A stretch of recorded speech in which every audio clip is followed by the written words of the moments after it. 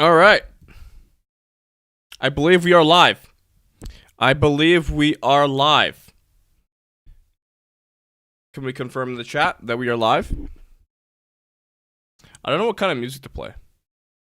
That's what I'm trying to figure out. What kind of DMCA free music should I play on the stream?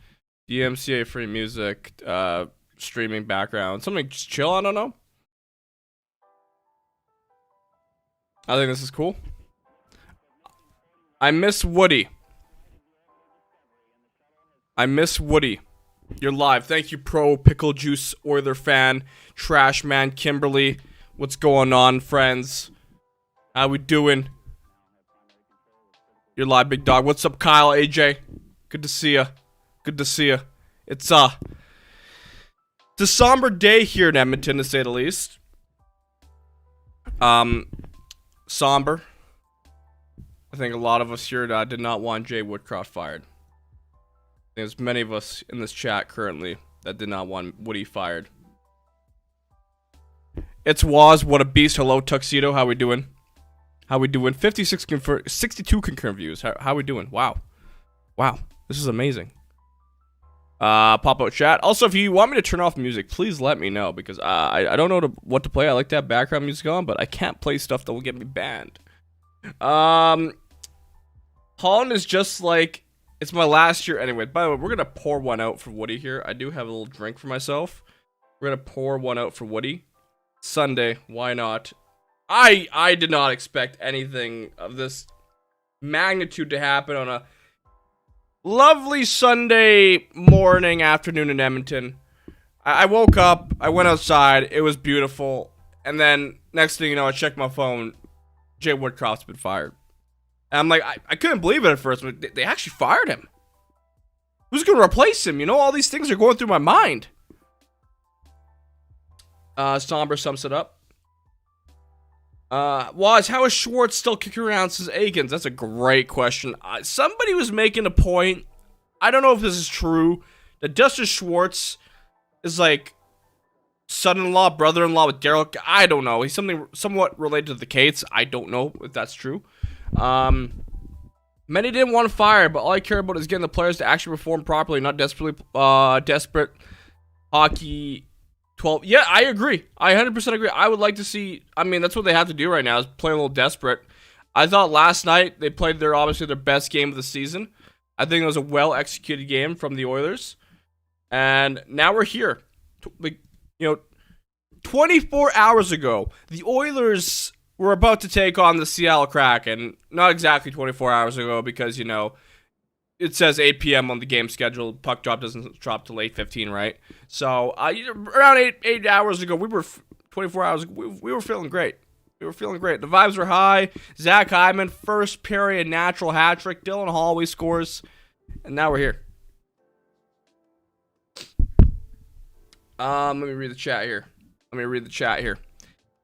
Gulletson must have blackmail on Holland or something. Well, Glenn Gulletson is behind the power play, right? So, if there's anyone who's been kind of successful behind the bench, it's been Glenn Gulletson. Paul Coffey.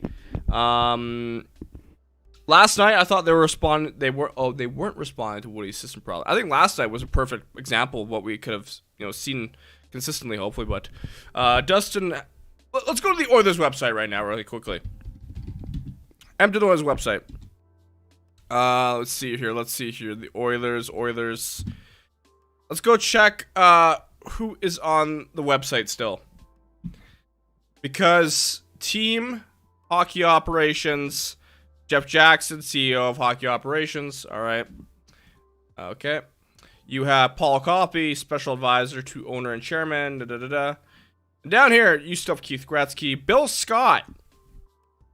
Bill Scott's an interesting name in my opinion, because everyone likes to blame Ken Holland for the salary cap. Well, this guy seems to be very responsible for that area of management, salary cap and hockey operations. So Bill Scott maybe needs to figure out the salary cap a bit better. Ultimately, Prudinski, you were right. This is the player's fault, in a sense. If they lose the next game, don't blame the coaches. No, not at all. You can't blame the coaches. It's going to take a while for maybe to get, the systems and structure that Knoblauch and his staff, or the staff, want to get going. I don't even know what Paul Coffey's really gonna bring. Right? We've never seen Paul Coffey at a NHL coaching level in any capacity, right?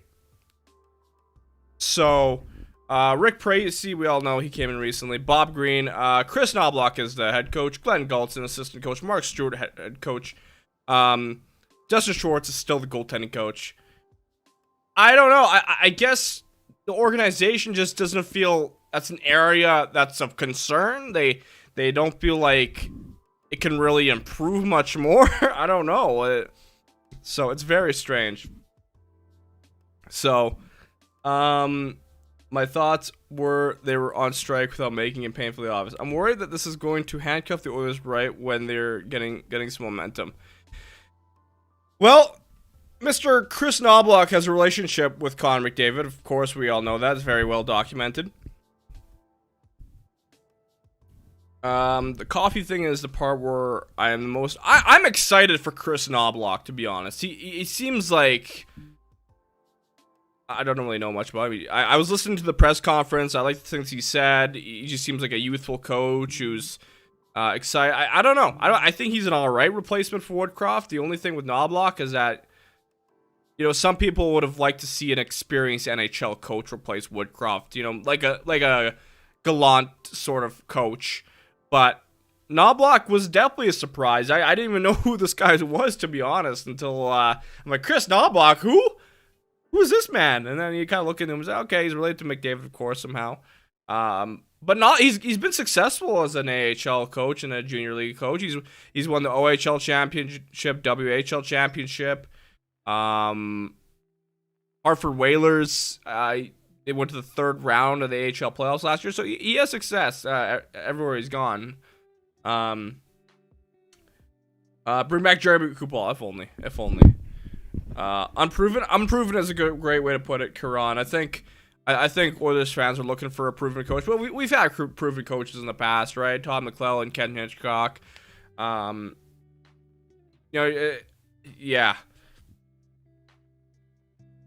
So, retired coach would have been a disaster. Kimberly, he has some experiences. Also, yeah, I saw that he was a Rangers. He took over the Rangers bench during the COVID period, and I think the first game he ever coached in the NHL, they won 9-0. So, for me, I just have to move on and hope things turn around. I'm already fed up with all the drama and Paul. Oh, same here, man. It's tiring. Like, it's crazy to think how much has happened after 12 games of the Oilers season. Think about it. Like, the season literally started a month ago, and now we're here. So, it's so weird to think. Like, you just think about all the things that have transpired, from players getting sent down to people getting called up, firings, F-bombs in post-game press conferences, blowouts. It's a lot, man.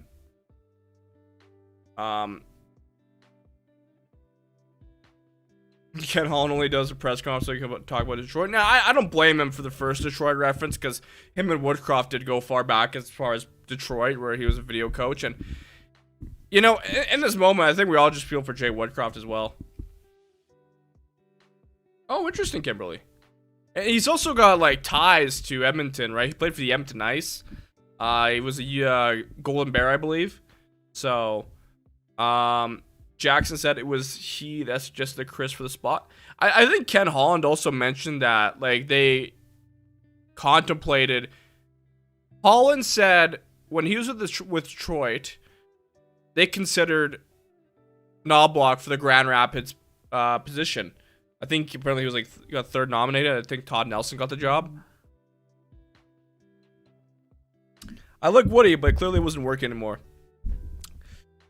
Yeah, it's tough to say, because maybe it says something about this group that they struggle to adapt to new systems. I why wouldn't they fire the goalie coach? I have no idea, actually. We're looking at I guess it's not. I think they just view the goalie coach position and they don't think it's an area of concern. They're like, it's How much more can you improve that position, right, at the NHL level? That's so. And I mean, Knoblauch is a bit experienced. It's not like he's coming straight from like. Knoblauch has experience. Paul Coffey doesn't have experience. It's Paul Coffey. Like, did you guys watch that press conference? Paul Coffey's like, I kind of liked where I was at, and then they asked me to be assistant coach. I'm like, okay, I guess. No one else is gonna do it. You guys want me to turn off the music? I kind of want to turn off the music. This music is just, it's not it right now.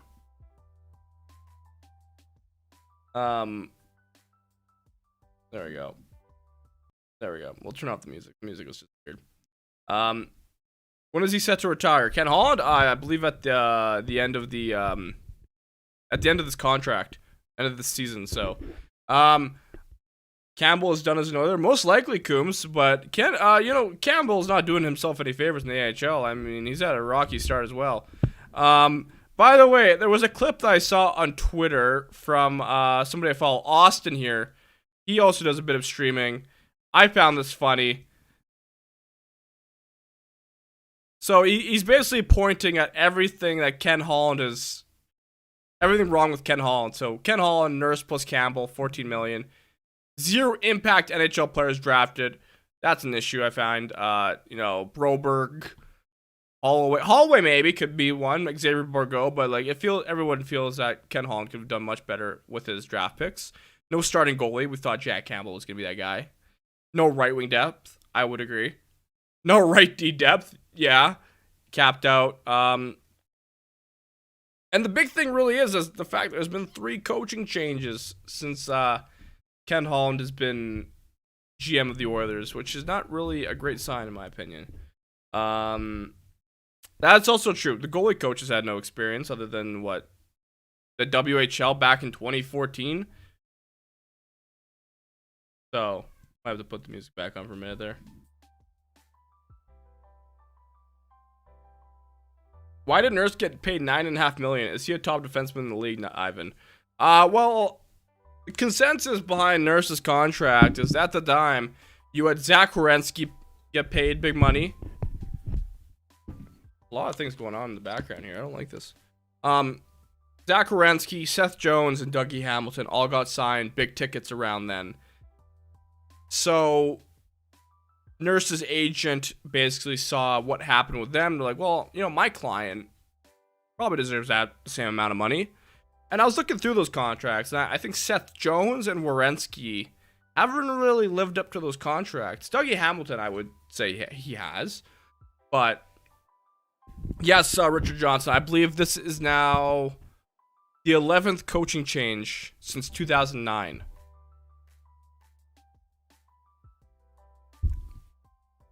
Wonder what team is going to give the Oilers a goal. I was thinking about that. I don't think we're going to get a Saros. I don't really want a James Reimer. I'm kind of leaning towards Mackenzie Blackwood, maybe. I don't know. I liked, it was one showing against the Oilers, but I liked how he played against the Oilers. So, Coffey and Cates are good friends, so wouldn't see him leave unless he wants to. This is true. Nurse played quite well last night, though. I don't think he's worth $9 million, but definitely I think $6 million. 7 million maybe. And Nurse has played better this year for sure. There's been stretches where Nurse is good and then he like makes a very glaring mistake that kind of erases everything he kind of did, it feels. I think it was the game against San Jose where for the 40 minutes he was very good, and then you see him kind of lose a board battle. The next thing you know, the Oilers get scored on, right? Yeah, Dougie Hamilton's been great for New Jersey this season. If COVID hadn't happened and Cap frozen, Nurse might not look so bad. It's true. I mean, COVID screwed up a lot of things. Safe to say. I think they could have played a little hardball with Nurse. I think they tried, honestly. It felt like they were trying to grind down that contract. It took a while for them to sign that extension. He's worth Ekholm money. How much is Ekholm getting paid right now, Darnell? Matthias Ekholm contract. I would kind of actually agree. Matthias Ekholm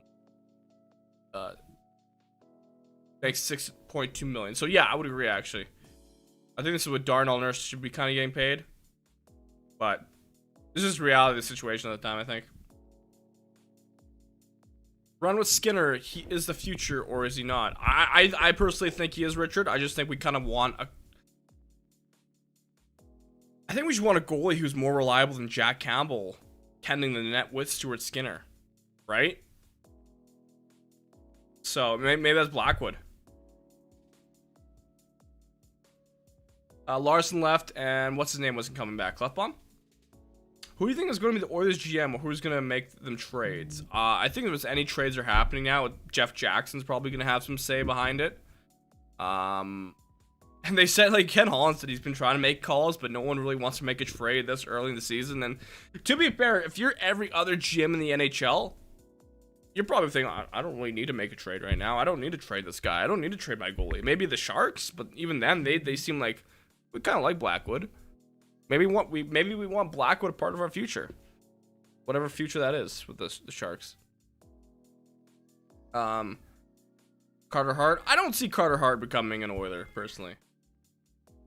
Nurse took 2 low-end bridge deals to keep them happy under the cap, and then got rewarded for being a good soldier. That's kind of what's happening with Evan Bouchard as well. Mackenzie Blackwood. Let's take a look at him.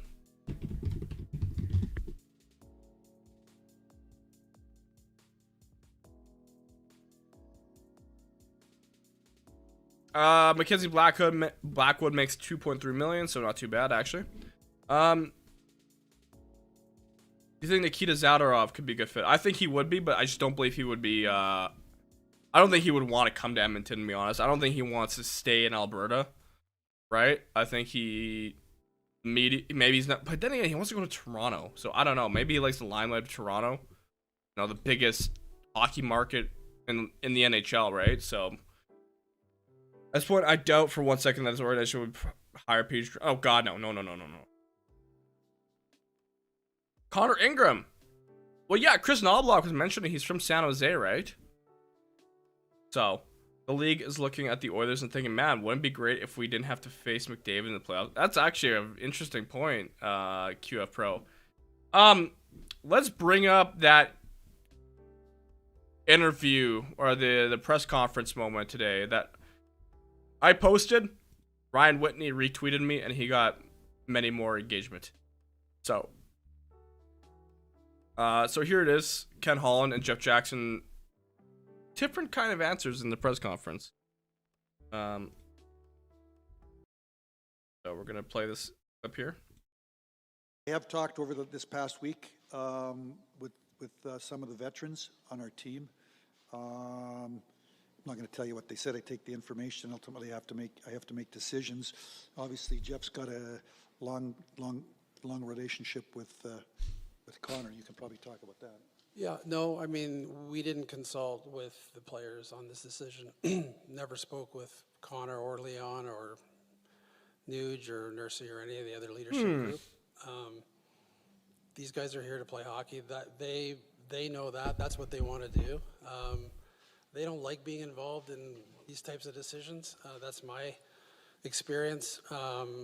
So the fact that, you know, Chris was Connor's coach in Erie in 2014-15, it only has something to do with this because I think Chris Knoblauch's a very good coach. Connor didn't have anything to do with this decision, and neither did the other leadership group. Very interesting, contradicting comments there now. I have talked over this past week with some of the veterans on our team. Now, when Woodcroft, not Woodcroft, Ken Holland mentions how, oh yeah, I talked to the veterans.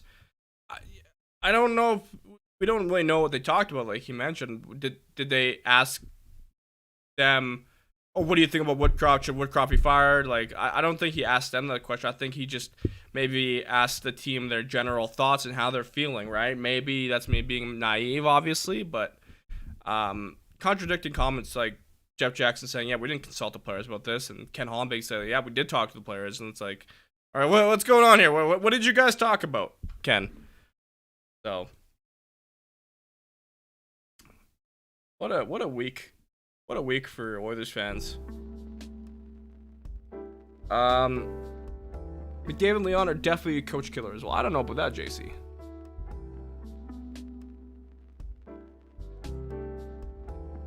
Many people thought Alex Ovechkin was a coach killer up until Barry Trotz came in and they won the cup. Witt is still found. Oh, he just needs some time. Yes, that's true. Jack McKenzie, good to see you, buddy. How we doing? Holland can't really form coherent sentences, but after thinking about it, I think I took it as Holland just having... Yeah, there we go, Joe. That's what I was thinking there. I think people are maybe reading a little bit too much into this little exchange here. But, I think he was Connor Brown's coach as well, final buzzer. No, they did not have a game plan for this presser. I mean, they just kind of got... For the most part, they kind of came fresh from Seattle last night.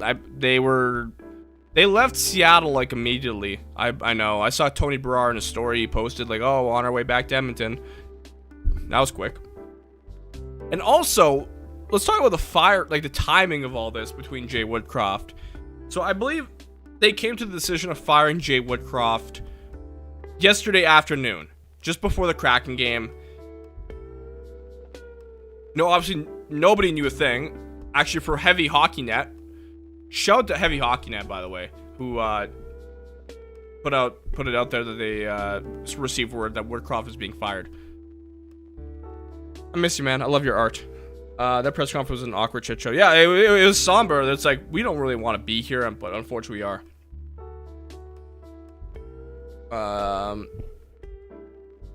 I think Holland should have lost his job before Woodcroft. I think many people would agree. Does anybody think Hitchcock, McLellan, and Aikens should have stayed? I don't think so, but I think Kenny is too old to be following the team on a road trip. I think he still follows the team. McLellan had a terrible team. No, he was following them because remember there was shots of Ken Holland in the press booth during the San Jose game. McLellan had a terrible team. Hitchcock was kind of an interim. To be fair, some of the teams that these Oilers coaches had were not great. I mean, McLellan had a good team in like 2017, FM Boss, right? We all know that team, pretty solid. Seemed like it was on the upward up. That doesn't make. It was trending upward. There we go.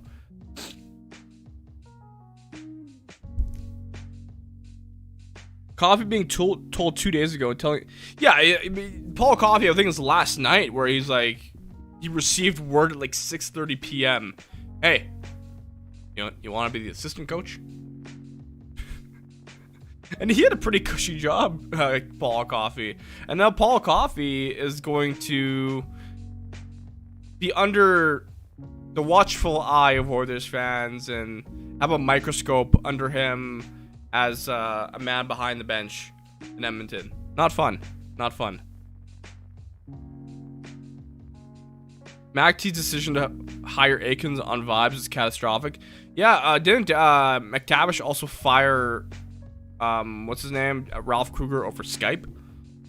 Talbot was crazy.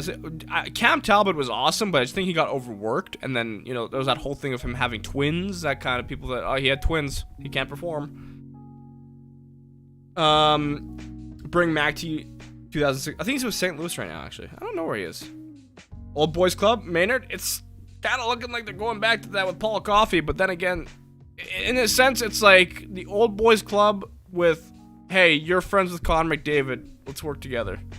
So, JC Tratnik, Oilers suck. They do technically suck right now, yes. They're not very good, but they won last night. And they played a very good hockey game last night, to be honest. Oilers Nation After Dark, I was with Aaron Bordato. Oh, fantastic game. That was like the perfectly executed Oilers game, aside from the letting in one goal. But I thought last night the defense was fine, Stu was fine, everything was clicking.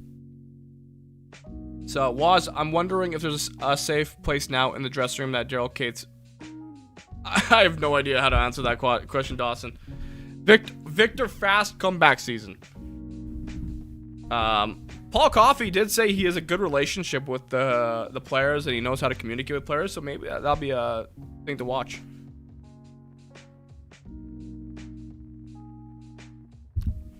The whole problem derived from goaltending. Bad move getting rid of Wrenchcroft.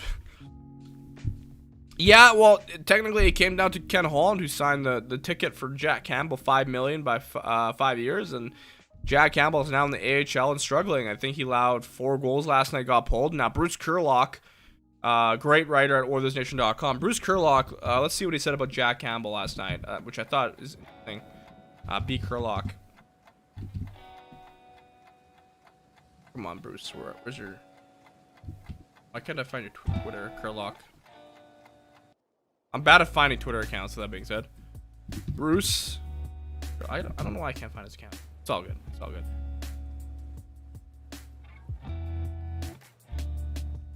I think the Oilers are going to try and find a goalie or try to have tabs on goalies all season up until the deadline. I just think, you know, this early in the season, no one's going to trade you a goalie, really, unless you want to give up, like, half your team or half your picks. Like, oh, I think we were Maynard. When Jack Campbell first signed, I think we kind of drank the Kool-Aid a bit because, you know, he did have a weird history in Toronto where he was very good for a brief period and then he was very bad for a brief period.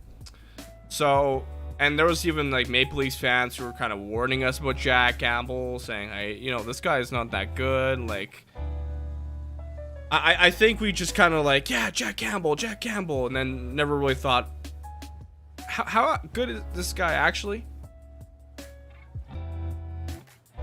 So, wonder what Bruce Willis thinks. Bruce Willis, we'll have to ask him. Oilers finally figured out how to combine the Old Boys Club with Connor Boys Club.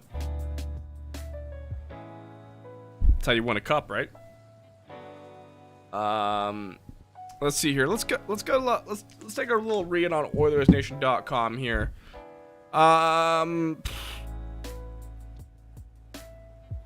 The pressure on the players. Jesus.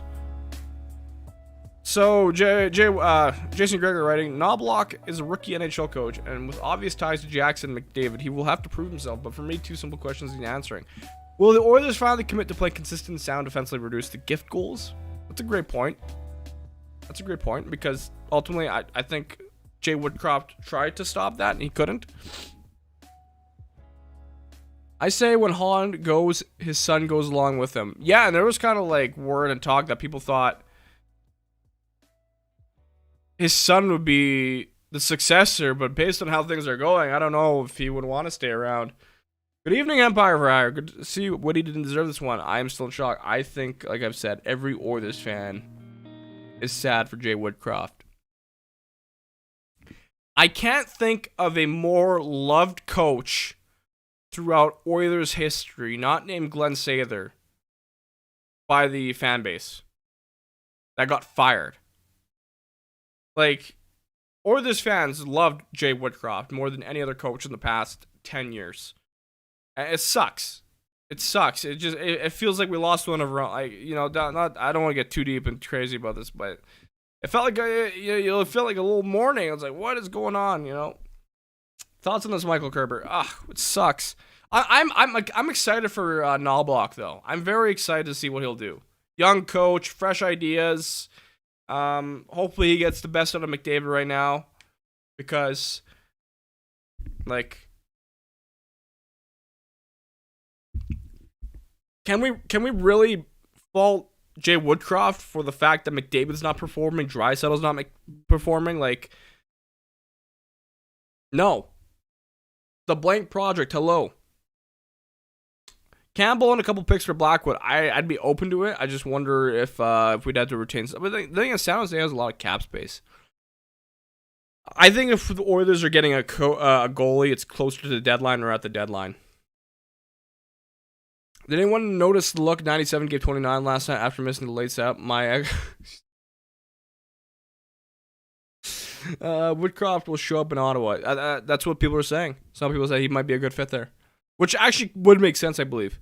DJ Smith is kind of on the hot seat there, and I'm not a big fan of DJ Smith either. Firing Jay Woodcroft had the same effect on me when I found out Ryan Smith got traded. You know that's emotional. You just know that's emotional. Someone will pick him up quickly. Flames fan here, just as surprised by the move as you are. I don't think The fact that Flames fans don't even think Jay Woodcroft deserved to be fired says plenty right now, I think. Do you think there is anything to say about people? Do you think there is anything to say about people before the season? The new system will take away from the offense. I don't remember reading that, and I don't know. Talking to old classmates who were goalies at Vineyards Academy, who Dustin Schwartz was the coach, they all mentioned that. Dawson. Oh, I have to read back in your comment. Oh yes. That's what I heard. I was riding so high in the Oilers win and hearing Woody got fired, bro. Yeah, that's the thing, man. We were all vibing last night. Like we were like, I think we all thought that this win against Seattle bought Woodcroft time. But as they said in the press conference, they're like, we were not really open to waiting to see if this would turn around. We kind of wanted to make a change, and it kind of felt like a cop-out move to spark something, to be honest. It's like, we got to do something. We can't make a trade right now, so let's just fire Woodcroft. And like, we've done everything so far. We've sent Campbell down. We've brought Gagne up. We've brought Lavoie up. Question is, how long is Raphael Lavoie also going to stay up with the Oilers? Because last night he played 4 minutes and 11 seconds. I put out a tweet saying, hey, Lavoie should be getting a few more minutes. And people are like, no, he sucks and he's sluggish. Like, sorry. I thought, the Oilers up 4-0, winning 4-1, that Lavoie could have had 4 extra minutes. I don't know. And Lavoie also has not really caught my eye either. Kind of hard. Ryan Smith was as much to blame as Kevin Lowe when the trade went down. Well, didn't, Ryan Smith want just an extra bit of money? I agree, Lewis. I agree. But then again, as we learned, the Oilers made up their decision just before the Seattle game, right? So they were kind of already making calls and seeing who's available, and they had to get permission from the Rangers first. Maybe Lavoie gets more minutes. I'm interested to see how Knoblauch will play the likes of McLeod and Lavoie, and maybe he calls up Broberg, right? Like, it's gonna be interesting to see how he manages lines, because the one knock on Woodcroft was he kind of had too much trust in the older players and not enough in the younger players. And Woodcroft would go back to the blender way too many times. He would not stick with his lines and his. So it's going to be very interesting. How do you make your coffee? I make it in the boiler. I make it in a Keurig. Are you onto something there? I don't know. New coach, maybe some more. And at the presser, not a single reporter had the balls to ask why Dustin Schwartz wasn't. I think it might have been Tom Gazzola who tried asking, are there going to be any changes with to the rest of the coaching staff, and they said no. But yeah, it's a question no one seems really care to ask. Ryan McLeod has been garbage. Yeah, he's not been great in my opinion. Yeah, I love Ryan McLeod, but the guy needs to be a bit better for sure. He got a nice apple last night, so that was good. And Holloway getting a goal was good. I hope that goal helps his confidence. Chris was the front runner before Jay. They couldn't come together, so this is no surprise, Oilers fan says. Didn't someone mention that, I believe? Yeah. We will be going through the same thing in a year or two. This is not solving the true problem. Probably not, Jeffrey, you're right. I mean, we'll see, because in a year, we might not have Ken Holland as GM. It's going to be someone else's GM, right? So, I think the Oilers just want a GM who makes better decisions, right? So, and Jay Woodcroft, it is crazy to think, 79, 41, 13 since arriving in Edmonton, the 5th most wins in the NHL, and the 8th best points percentage, ultimately, since he got hired. French press is the only way. French press, oh, I love it. I've never had a French press. Will they bring in some grit and snarl, like a guy like Costin? Well, if Klim Costin could have taken a few less dollars, I think he'd be still an Oiler. Whether they have to wait till the end of the season to get Knoblauch's preferred assistants. Yeah, probably. I think they mentioned that Paul Coffey will be here until the end of the season. Ryan Rishaug, I believe, mentioned a few things. Let's go bring up his tweet. Ryan Rishaug.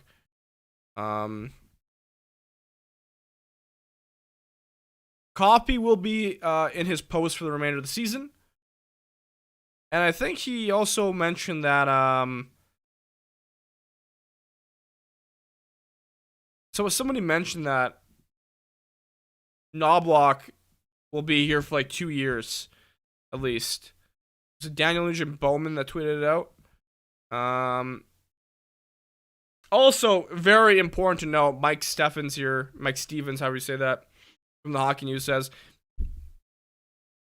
an aspect of this that might not get talked about is that the Oilers also fired Dave Manson today. He lost his wife, Lana, after a long battle with melanoma in August. Honestly, I'm hoping the best for Dave Manson as well. That's a lot to go through mentally, right? So, wishing the best for Dave Manson as he goes through this period. Dry looks like the guy who should do that. Sorry, what did I miss there? To Holland's point, if he had waited 10 more games and it didn't turn around, he would have caught the crap for waiting too long. That's true. I think Holland made a good point there. It's kind of like, well, what if it didn't turn around, kind of thing. You know, it's I don't want to be. And I think Jeff Jackson was stressing this too. It's like, we want to win now. Like, we're not gonna wait around to see if things change. And here we are. Term means nothing in coach contracts. Not even GMs, coaches. None of it really matters because they're not on the salary. Everyone brings up how Holland's paid $5 million. Well, that's Daryl Cates' money, right? But it is kind of like crazy to think we're 12 games into the Oilers season, the NHL season. Woodcroft's been fired. Jack Campbell's been sent down to the AHL. 3 F-bombs. Sam Gagne's already up, but I didn't think Sam Gagne would be up here until like maybe the new year or later. What else am I missing? We got blown out in the first game of the season, A1. Wild. I don't think so, Tuxedo. Well, Steos. To be fair, final buzzer, I don't think the Oilers anticipated that they'd be in this position right now. Blackwood having a terrible right now, Wes. No thanks. Okay, never mind. Well, then again, it is the San Jose Sharks. So Holland basically let the blame go to him rather than let Woody maybe take the heat later if it never turned around. I'm confident in Woody and Madsen. I hope Woodcroft wins a Stanley Cup somewhere. If the Oilers aren't winning the cup, I hope it's Jay Woodcroft right now. That's how I'm looking at it. I don't see Taylor Hall winning a cup, and I'll be honest, I was a fan of Taylor Hall growing up, so I wouldn't mind seeing him win a cup, or Jordan Eberle, right? So, what do you do? It's a hard decision to make. You got all this money on the bank. What should I do with it? Yeah, true. It's like Davo injury. Don't tell me Davo injury. Yeah, Vancouver's looking great so far this year. But I think Holland made a good point. Like, it wasn't an easy decision. I imagine that. Hold on a minute. Did Holland say that they phoned Jay Woodcroft and Dave Manson and told them that they're gone? I don't think it was a face-to-face meeting. So basically, Jay Woodcroft got off the plane and went home. Could you imagine Seattle picking up Jay Woodcroft? Well, that's Kyler Yamamoto, Jordan Eberle, Adam Larson, bunch of former Oilers and their former coach. But Dave Haxtell's a good coach. I agree with you, pro pickle juice Oiler fan. It's not impossible for the Oilers to get back into a playoff spot. It might have to be. Oh, he met with him this morning. Thank you, Keenan. Okay, thank you. Okay. That sucks. I would. Oh, that's gonna be an emotional moment. And I you know what? There was a lot of talk about Oilers Plus on social media because the press conference was behind a paywall. I'm wondering how they're gonna show this on Oilers Plus. This like awful stretch of games with the Oilers, because the latest episode of Oilers Plus, they only showed the Heritage Classic. They didn't show any of the games before that. So it kind of, I don't want to be that guy, but it feels like the Oilers are trying to avoid showing any negativity and anything that shows the organization in a negative light. So, did Devin Shore get sent to the minors? Really? Let's put all our money together to buy the Oilers clean house. That'd be fun. That's very expensive though. I don't think Daryl Katz could sell the team, to be honest. Hopefully this doesn't screw the Oilers' morale moving forward. Just when they had a really good night. Yeah, I wonder how many of the players even knew Woodcroft is gone. I was one day off on Woodcroft getting fire prediction. I am humbled. Ace, I think we all thought he'd last one more day, maybe. Yeah, I think so, Wade. You had a friend learn he was let go through Twitter. Ooh, okay. Hey, man. Ralph Kruger got fired through Skype, so. That was a Jeff Jackson to move to fire Woodcroft. Well, Jeff Jackson, like he said, he's been here for 3 months. He's already had to make some tough decisions and make some big hires. So, Knoblauch, I am very intrigued to see how he'll pan out. I believe there's something in my likes. I always like things just so I can revert back to them. Alex Thomas, with the he's the play-by-play for the Hartford Wolfpack, and he said this about Knoblauch. He taught me a lot about working in pro hockey. He took in a kid who never worked for a pro team and treated me like I was a part of it. I'll always appreciate his kindness and be grateful for what he taught me. So, Chris Knoblauch sounds like an absolute beauty. Great guy. Also, in case you missed it, there was some late Oilers news tonight. There was an official scoring change. Goal 1840 of the first period reads Zach Hyman from Evander Kane. So Evander Kane got an assist last night. I would too, Sack. I'd buy the Oilers. Oh, that's true. That's true, Philip. That's true. Mark Cuban bought the Mags for $500 million. Will this new coach still get to keep his job if they don't make the playoffs? That's a great question, actually, some stranger. I think he will. Because I think the organization understands that they're in a position that they might not make the playoffs, and it'll be a tough task. Nepotism over merit? Yep. I still bring back Leonard Nimoy. Didn't he die? Personally, I feel more comfortable with a zone structure defensively, and I want us to be aggressive in the defensive zone. Now, I'm very interested to see what that'll mean, being aggressive in the defensive zone. What does that mean for Darnell Nurse, Evan Bouchard? That's where I'm very intrigued. Then with Paul Coffey, I don't really know. It's really hard to judge him as a coach when he's only coached in like the OJHL or the GTHL. Like, what's he gonna bring? This is true pro pickle juice. Tomorrow's going to be interesting. A lot of fans that I know of is going to the game. Yeah, tomorrow. Oh, Dawson, that'll be interesting.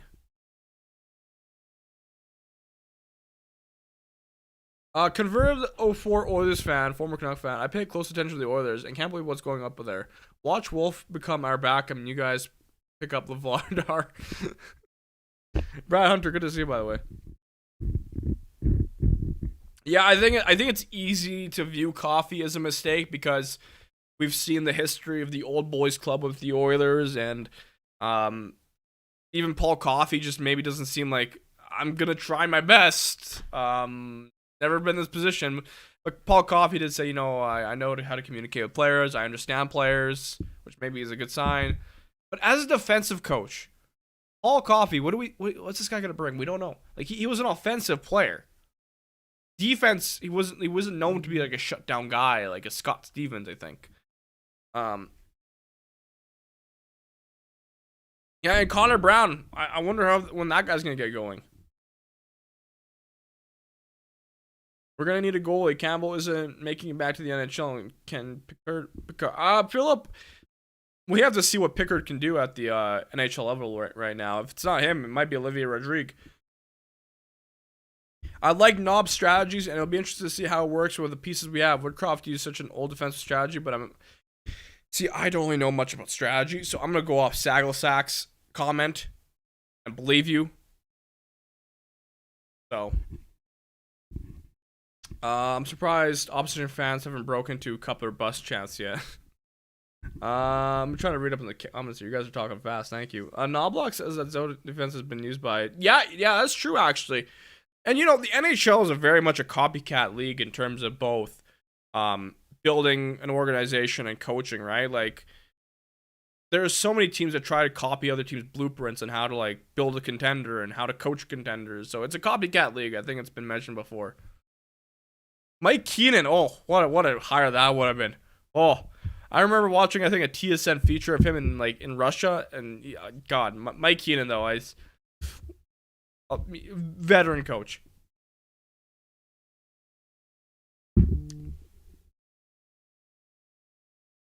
That's true, Philip. Maybe Philip makes a good point. Only person on the coaching staff that has won a cup. I think so. I don't think Mark Stewart ever won a cup. Now, Jay Woodcroft did win a Stanley Cup, but he was a video coach. I don't know how much that counts. But there was a slight protest outside of Rogers' place with fire, Holland, and Schwartz.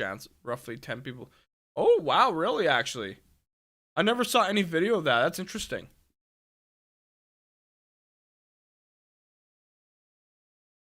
Vinny or Charlie. Vinny would be like Charlie Huddy. Yeah? A little defensive? Oh, I don't know if they quit on the Jeff. I don't know, man. Because Connor McDavid only a few months ago said Jay Woodcroft's a top 3 coach in the NHL, right? So I don't know if they're coach killers. I think it's the fact that this team struggled to adapt to a new zone and a new system, right? Struggling to adapt ultimately maybe costed him his job. And also, McDavid is not firing on all cylinders like he was at the start of last season. The Oilers last year also had a bit of a slower, inconsistent start. Obviously not as bad as this, we know that. But, you know, Woodcroft was able to drag this team out of bad spots before, and then this was just kind of a sinking hole. It kept getting worse and worse. So, did you hear that? What said about? Oh yeah, I heard things about that mistaken Mexican. Yeah, I heard about that.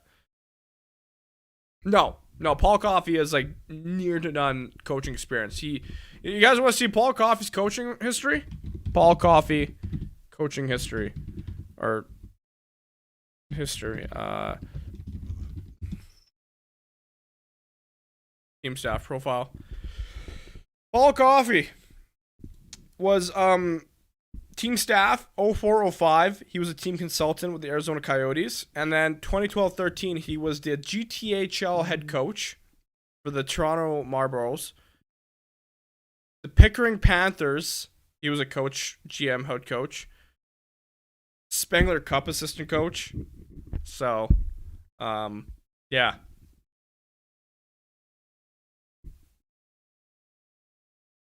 The zone coverage thing was passive as hell. I agree. I felt like it was very. That's one issue I've had with the Oilers recently was how passive they were, just in terms of everything. Whoever the GM will be next year will have his hands full. Well, I don't know if next year is really that bad for contracts. The Oilers. I don't think that they have a ton of issues. It's just really a lot of people are thinking like, oh, is Draisaitl McDavid gonna stay? I don't want to entertain that thought.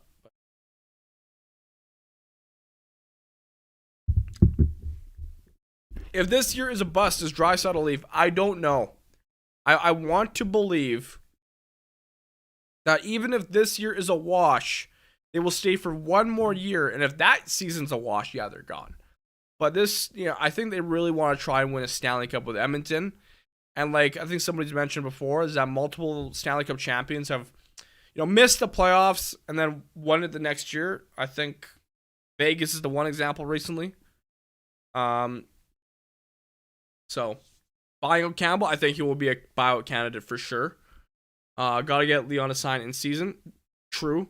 Also, like we don't know how much the salary cap is going up right now, do we? I love your optimism, pro pickle juice fan. New coach is sticking with the same D system Wood was implementing, but he also wants to like be a bit more aggressive, right? Exactly, Steven. The Oilers system last night was perfect. I don't know if it was a mix of the Oilers playing really good hockey or Seattle Kraken being absolute ass. But the Oilers only allowed, 9 shots midway through the second? It wasn't until the third that the Kraken got pretty aggressive and pressuring and got a goal off the power play. I think if we want to look at expiring contracts, Oilers expiring deals or cap friendly.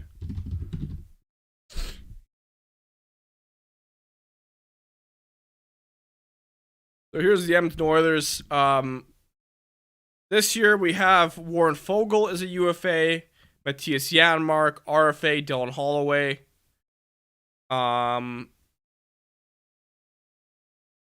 Raphael Lavoie an RFA, Hamblin, Connor Brown will be a UFA, and Sam Gagner. Next year is Leon Draisaitl. Evander Kane is up during in the same year as Connor McDavid. Derek Ryan is a UFA. I mean, I honestly I love Derek Ryan. I don't know if he's gonna play much next year. He might be in the AHL. By the way, Derek Ryan to start this year has been getting bullied on the ice. Like, he's just been an absolute ragdoll. Defensively, Vincent Desharnais is gonna be up. We don't know if he'll stay around. Calvin Pickard, and then yeah. There we go. Salary cap won't go up enough to pay Connor and Draisaitl max. Good point, Richard. Never understood the Campbell hype. When it became clear we were targeting him, all I could think is the guy who chokes in the playoffs. That was one concern people had. I as someone who's often on social media and reads a lot of social media, which is not very healthy, but when Jack Campbell was first signed, it was really the Edmonton media that was hyping him up, I believe. And outside fans were like, this guy isn't that good. He's not a starter. Just watch. And here we are. Oilers need to sacrifice a player in a trade for more depth. Who do you trade, Jason? That's a very good question. Is that a you're gonna have to trade someone significant? And I don't think they want to let go of this core. That's the thing. This Oilers, the management and the core, they're so tied together. Everything is so tied to the hip. They don't want to break it apart, or else.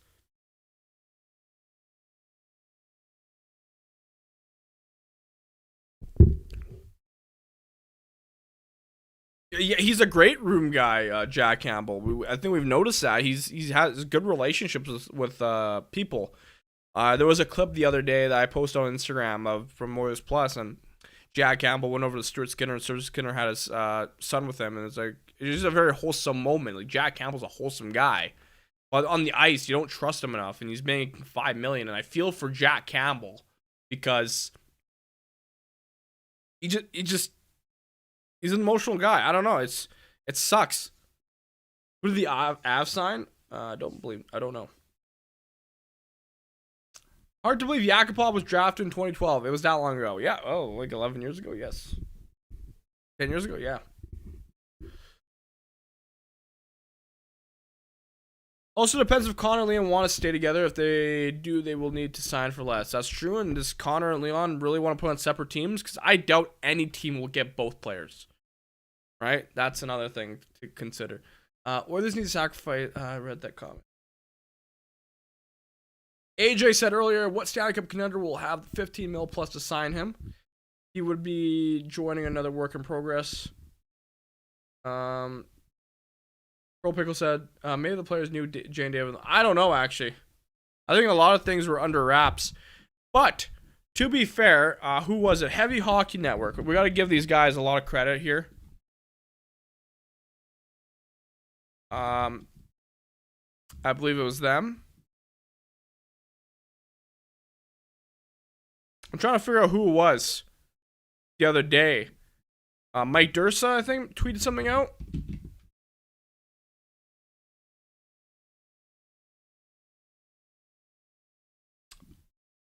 So, Heavy Hockey Network the other day got Lotsy here. As promised, my latest Oilers Live. This is him. Oilers Live tweeted out at 7:32 p.m. on Friday evening. He says, expect the news on Woodcroft at the end of this road trip, hearing from multiple people close to the org. Unclear of replacement, but they had sources tell them that Woodcroft was gone. Credit to them. A lot of people weren't sure, just because, let's be honest, if it's not Friedman and if it's not Saravalli or, you know, the people that we're used to, like, oh, can we really believe you, right? So it's just how the business is. Your Remchuk's gone stuff right before and people didn't believe him, right? So, but something interesting about Heavy Hockey Network is they have another guy under their brand named Jeffrey Aid, who said Patrick Kane will be signing with Buffalo, so keep an eye on that. He didn't hold players accountable. Jay Woodcroft, he did not. No, I don't think he did. He didn't bench players, you know, for 10 or 15 minutes. And something interesting about Knoblauch, I believe. Knoblauch did that in, I think, McDavid's first full season in junior, where he wasn't afraid to bench Connor McDavid. Now it's been 10 years since that's happened, right? Coaches, players change, so. They should hire the Zamboni driver from Connor McDavid, told Rick this week. Yeah, Jason, I think everybody thought the goalie coach would be gone. I thought it was going to be a clean house, to be honest. I didn't expect Schwartz or Gulletson to stay, or even, you know, Mark Stewart, but maybe they get rid of Schwartz at the end of the year. I think what's going to happen is Knoblauch is going to get to know these guys a bit and say, just kind of get a feel for them. And if he doesn't like them, maybe at the end of the season they're gone, right? So.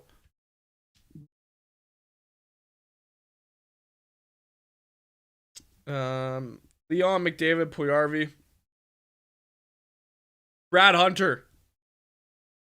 I will say this about Puljujarvi. I think his hips costed his career, right? I think injuries really costed him. Woody will be fine. Oh yeah, Woodcroft will find a team. It just sucks, you know. I think a lot of Oilers fans really liked what Woodcroft brought for the most part. I think they liked the way he communicated. Like, you can already tell there was a big difference between Knoblauch talks to the media and Woodcroft. When Woodcroft first spoke to the media, he was very fluent and vocal and just was able to really describe things well, and you could just tell he was very cerebral. He knew what to say, and just his hockey mind was on full display. Holland himself said today that Jay had no way to hold people accountable because of the way he built the roster and handled the cap. I missed that, but thank you for pointing that out.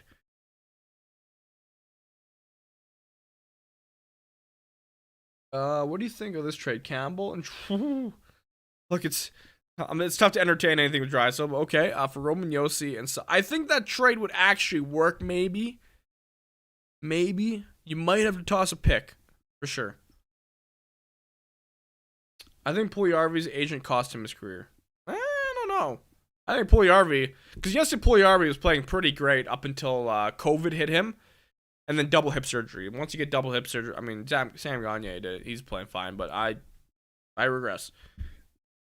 Yeah, very well spoken, Nova. There we go. Kane is going there, of course. Good for him. Oh, yeah. I'm not surprised Patrick Kane is staying in America, going out east, right?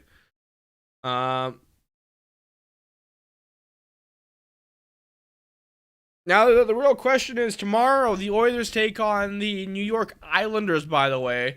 Let's take a look at the Islanders really quick, how they've been doing. New York Islanders. I think someone said on Twitter that they have not been playing well. When they have been playing well, they will not be an easy opponent. The New York Islanders recently lost, actually, yesterday, 4-1 to the Capitals. The Capitals have actually been a bit better than expected, I think. Islanders also lost 5 to the Bruins. Okay, so the Islanders are on a bit of a losing streak here. They lost to they beat the Capitals at the beginning of the month. Oh, the Islanders have not been great. So, Draisaitl can probably get you a very good deal, without a doubt. But I also mentioned this. Leon Draisaitl, one of the best players in this franchise's history, right? So it sucked to even like think about trading. I need my glasses. I won't lie. I need my glasses. My eyesight has been getting a lot worse recently, I find. So Waz with glasses here. Hello. Yeah, the Islanders will be an interesting opponent. Someone said not to take him lightly. Of course, you shouldn't take any opponent lightly. But yes, FM boss, as long as we win. I mean, at this point, the way I am viewing things is just like we gotta take it one game at a time. But we gotta work our ass off every game. Just put in an absolute 60-minute effort. Just get the win. Secure and lock down a win. Because that's ultimately how you get shit done in the NHL, is by just working your ass off. Not like being by cued or having more skill, because this Oilers team has a lot of skill and more skill than most teams in the NHL, but as we're learning, that doesn't account for anything. And defensively, we have to be smarter. Also, one thing I want to point out about Paul Coffey. Paul Coffey's on social media. He is active. How do I know this? Let's see if he unliked my video. I don't know. So the other day, I made this video for the Oilers Nation Instagram. It was this like motivational video. And I decided to look through the likes. I don't know why. And let me see here. Paul Coffey liked the video.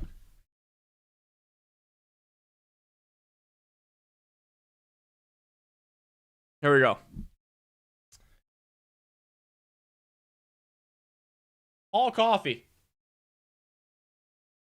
Big fan of Oilers Nation, it seems. So that was cool to see. I popped my head around. I'm like, oh, what? Pardon me. Is this Paul Coffey liking our video? So 1 second. I'll let my cat out.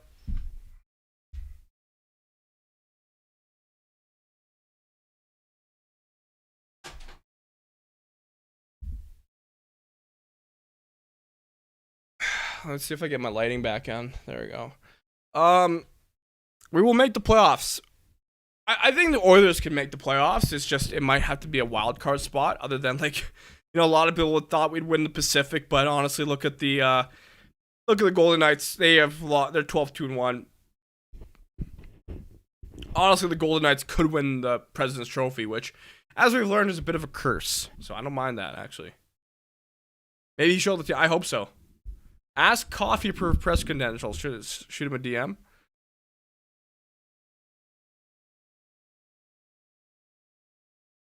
I think there's a few people around the Oilers organization that are a fan of what we do and listen to us. And yeah, I know the other day I had to post something about Chalmers questioning leadership, and then people weren't happy with that. But in ultimately Blank Project and making the playoffs, that's it. Just make the dance and anything can happen. We've learned that.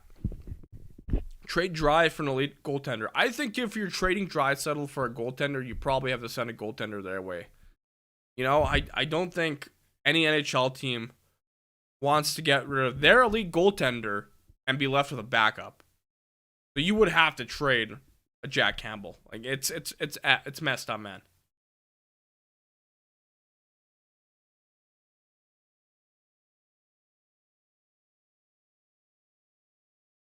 Oh, Maynard said, "What will that will change?" The Oilers don't necessarily hate us. I would say some people do, some people don't in that organization. I think some of them just view us as competition. So it's whatever. I can't change anything, but you never know.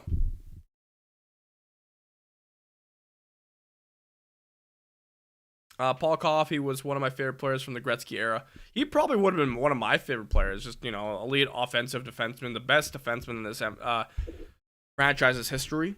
So,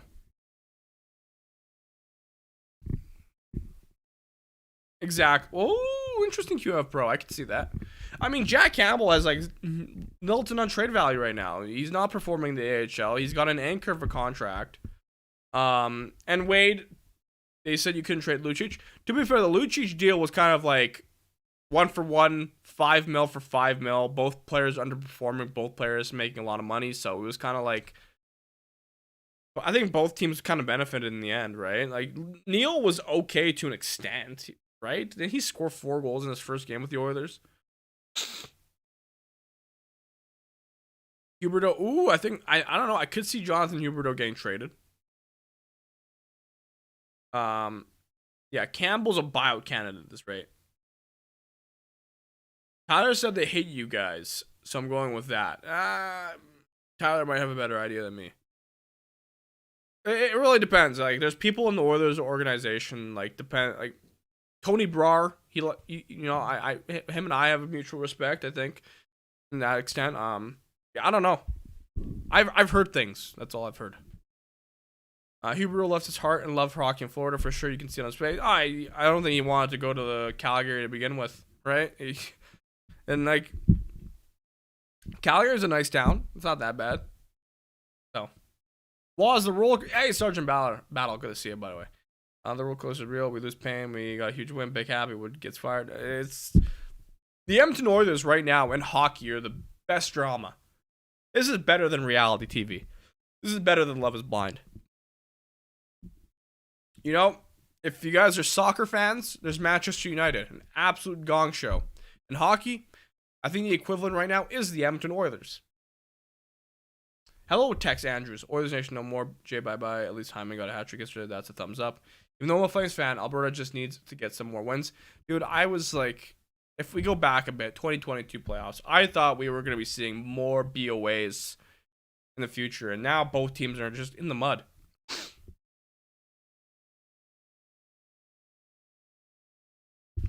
Tomorrow's game should be interesting.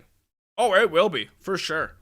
How the team responds after work. I'm actually interested for the pregame interviews and what McDavid will say. I mean, McDavid's pretty robotic, but it's always interesting to see what maybe Draisaitl will say something like Oilers Netflix series coming. Well, I mean, to be honest, we do have Oilers Plus for that.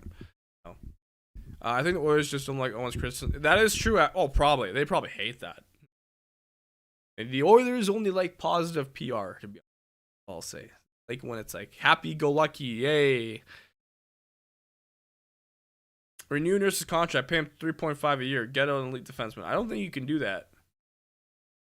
I don't think you can do that in this league.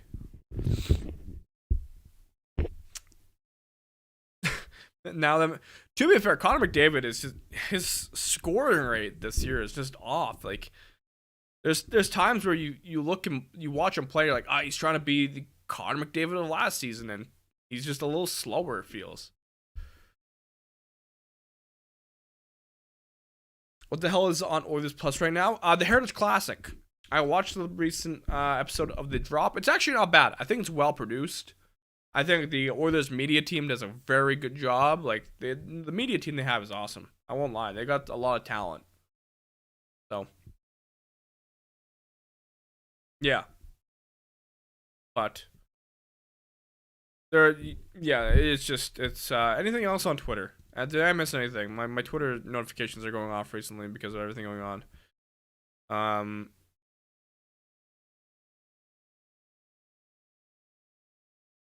Interesting. It's just been a wild week to be an Oilers fan. I didn't think in 1 week we would see Jack Campbell sent down and then Jay Woodcroft fired. And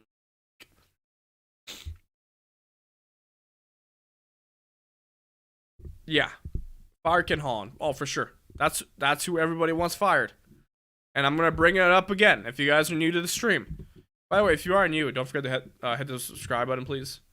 Austin. Someone I follow on Twitter. He makes a great point.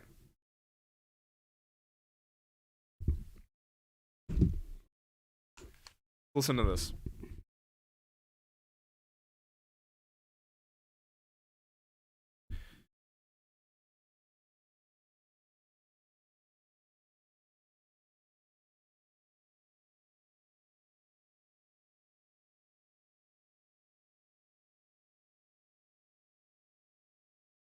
Ken Holland. Nurse plus Campbell, 14 million plus. Zero impact NHL players drafted. Overseen 3 coaching changes. No starting goalie. No right wing depth. no right D defense depth. Tapped out summer of 2022. I found that clip pretty funny because it is pretty accurate of everything Holland's done kind of wrong with this team. And if you look at Ken Holland's history with the Oilers, you can probably count on one hand things he's done well.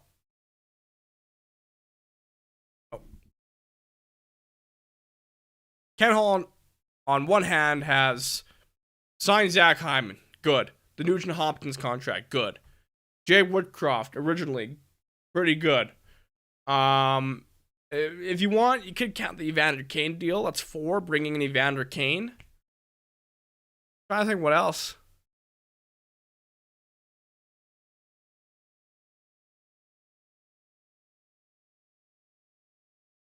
I refuse to pay for Oilers players. Oh, I agree. I would say to most fans, you should not do that. No, it's ridiculous, especially in this economy. 5, I would say the Ekholm deal was pretty good by Ken Holland. I'll give him credit for that. Yeah. So on one hand, you can count the good things he's done.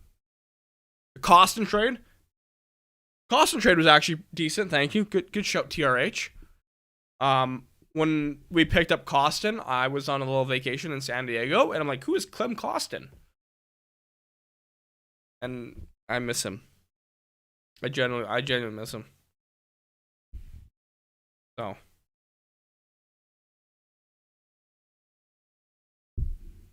But yeah, Oilers fans, I think us Oilers fans, we all deserve a bit better. Bukestad, Hyman, Kane, Skinner deal, Nuge deal, giving Woody a chance, Kulak trade. Okay. So Sergeant Battle, thank you for outlining a few good things. So the real question now is has the bad outweighed the good with Ken Holland? Because there have been things that I've liked. I like Zach Hyman. I don't mind Evander Kane. You know, I don't think he's the worst GM in Oilers history, like some view him as.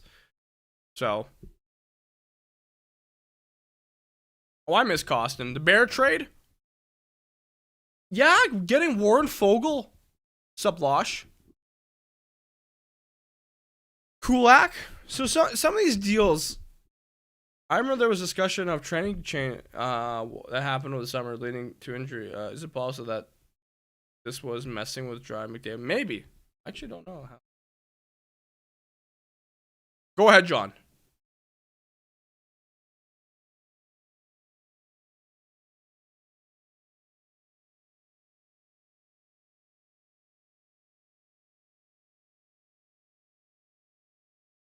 Said McLeod out of Edmonton. He doesn't produce anything.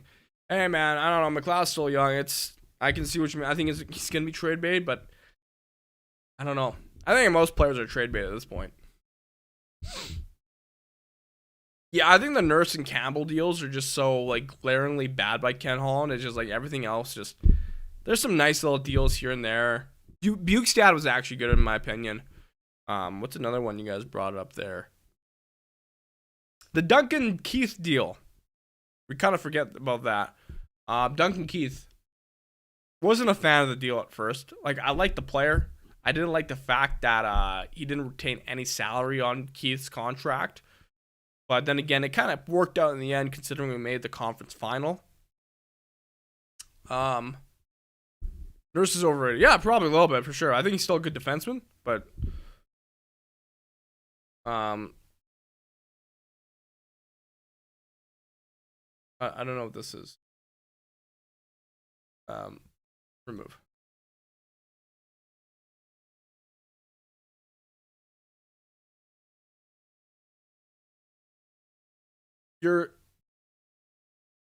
We needed a new system, but the gym needs to go.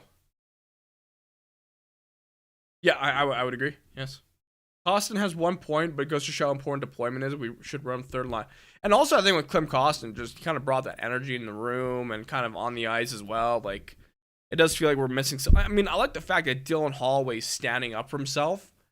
And he's, like, Dylan Holloway likes to be physical. That's awesome. I think we all love to see that from him. He's got a bit of jam to him, so I think the bulk of what Holland has done has been okay. Two ones are just killers. There you go. And it's just like the confidence in Ken Holland to run Mike Smith for another year was kind of bold in my opinion with Mikko Koskinen. That I was not a fan of. Just because Mike Smith, I loved what he brought to the team, don't get me wrong, and I liked his energy and I thought he was a decent goalie, but like you wanted someone a bit better and younger, but McLeod's skating keeps him here. He's a very good skater. I think he's good with like puck handling wise, but other than that, McLeod needs to be a bit more physical. He needs to chip in a bit more offensively. I think he got an assist last night on Dylan Holloway's goal. So, but we'll see what Knoblauch can do with McLeod as well. I'm very interested. Yeah, and maybe that's something we're not talking about, Ace, is like maybe this team's regressed a bit. I love the Duncan Keith deal. Wish he could have played one more year. I love the player Duncan Keith. Unfortunately, he kind of had a bit of baggage with him because of the Chicago Blackhawks situation. Now, I'm not going to get into that because I don't want to say the wrong thing. I just don't know enough about the whole situation. But there were people who criticized Duncan Keith at first because of everything that happened with, you know the story, right? But if we're done with Duncan Keith, the player as an Oiler, I liked him. I liked him. I was thinking of getting his jersey almost. I probably should have.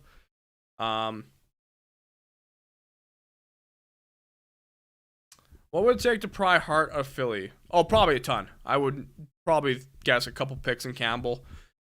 And just like, I don't know if anyone's really open to Jack Campbell right now, right? So, McLeod needs to shoot the puck. He's got an alright shot. Like, we've seen in the past him score a few goals. Like, he can fire the pill. Yeah, okay, here's the thing that's not talked about Mike Smith enough, Losh. Mike Smith did pretty relatively well for the Oilers. He got a shutout in the playoffs. I think he got 2 shutouts in the playoffs. I'm not sure. But going back to the Winnipeg series, I hate to go back to it. The fact that Mike Smith was able to play back-to-back playoff games that went to overtime and one going to triple overtime, I think people forget how much endurance and stamina that requires, and the fact that Mike Smith stood on his head in both games, that's a damn impressive. Maybe trackside.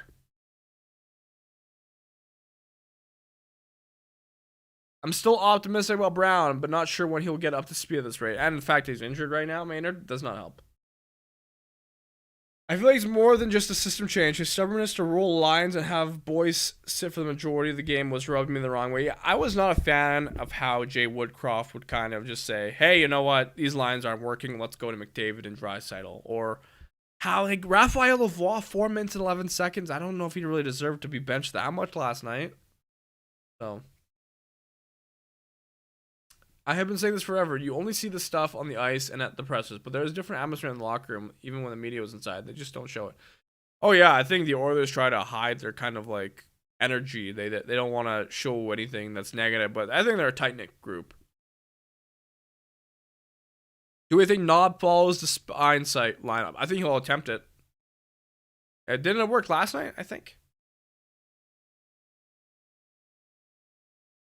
Oh, yeah, I mean, Mike Smith cost us games, and he also won us games, I think. Mike Smith was a very unique goaltender in the sense that he was able to play the puck better than any other goaltender in the league, I think. You think about that one, I think, play against San Jose and overtime to McDavid, like, that was unreal. Yeah, Mike Smith just made absolute blunders and absolute wonderful moments.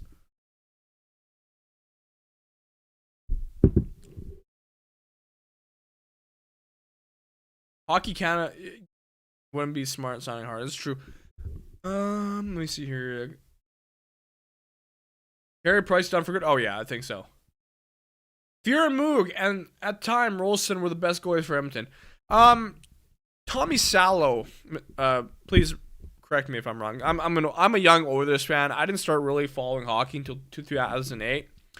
I first originally really got into it during the 06 Cup run. That's when I was introduced to the Oilers. But it wasn't until like 08, 09 where I was like, okay, this is my team. But I think Tommy Salo had some of the best numbers in like modern history for Oilers goalies. And Cujo. I would love to have Mike Smith as a goalie coach. I'm not sure what he's doing right now. Honestly, can I be right back, guys? I would like to go get some water. I don't know what to put on right now. I'll get some water. And with that being said, why not put on the podcast? The boys had a podcast. They were very hungover in Seattle. So I'll be right back. I just gotta get a glass of water. Wild night on the nation vacation. That is why we're not going live. And that is why we are not going live. I am shirtless. Or on camera.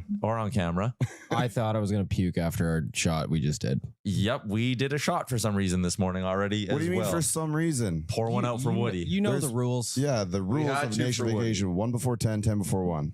It's very depressing to look at my phone and I get a text from Tyler Ramchuk and says, Woody's been fired. Should we do a pod?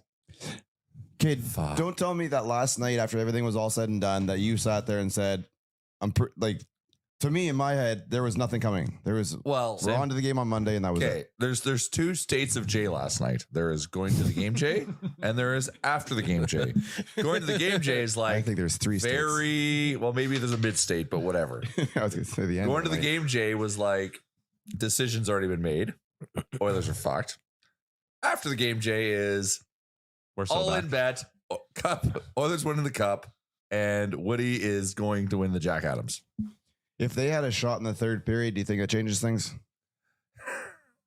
Decision was already made. Decision was made in San Jose. That was the straw that broke the camel's back. But it's so we fucked up, all though. collectively know that. Yeah, It's so fucked up that they just let him ride out the road trip, and then you're gone. See ya. let's go- And then they replace him with a guy from the AHL and Paul Coffey, who's never coached anyone other than his. I am back. 1 before 10, 10 before 1. Amazing. Oh, that's always a fun rule to follow during nation vacations. Next one to Arizona. Check that out if you'd like to join us. Put it on the stream, should be fine. Mike Smith is still UFA. Let me see if I read up. By the way, I just want to thank everybody for tuning in tonight. 118 of you watching. I never really expected this, honestly. I'm trying to change up the way I stream on the Oilers Nation YouTube channel. Originally, I was doing Chell. I don't mind Chell, but just sometimes just playing the game can be a little annoying. I think we can all agree, right? So just want to thank everyone for tuning in and chatting along. I know it's been a few days here in Edmonton. I'm putting my glasses back on. How do I look with my glasses? I look okay. That's good. So, yeah, I love doing this late night with Waz. It was kind of Chell and chill. But if we're not playing Chell, what's the point of calling it Chell and chill, right? So, hit the like button. Don't forget to subscribe. And head to OilersNation.com for more. But let's continue. We still have a few more. Hockey Night in Canada goal horn. Smith isn't expected to play this year due to an undisclosed injury. Yeah, he's not coming back. We have no lives. Hey, it's Sunday night. I don't expect you guys to be doing anything crazy unless you have sports or beer league hockey. So, yeah, the boys in Seattle. I was thinking of doing an emergency Jay Woodcroft stream when it first got announced, but I asked the group chat, Oilers Nation content team, like, hey guys, can I do something? I didn't really get a response. They did the podcast, but yeah. No, Miguel, I need your guys' company just as much, to be honest. Tank for Hank. Hank? Who's Hank? What's Clefbaum's status? He hasn't really announced a retirement. He's not gonna play hockey. Yeah, he's been a little bit more active on social media, we've noticed. So,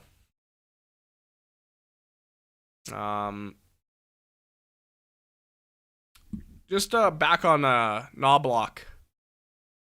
There was talk about the Oilers hiring Knoblauch as their coach when Ken Holland took over as GM ahead of the 1920 season. Instead, the Oilers went with Dave Tippett.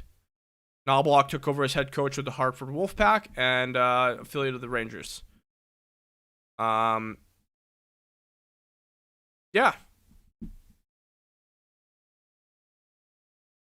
There's been, other than that, there's no real updates to the coaching staff. Schwartz remains, which fans. I've never seen a fan base want a goalie coach. I think Tyler mentioned like maybe there's another one that wanted him gone. Like I don't know who it was, but yeah. Did he actually, Ace?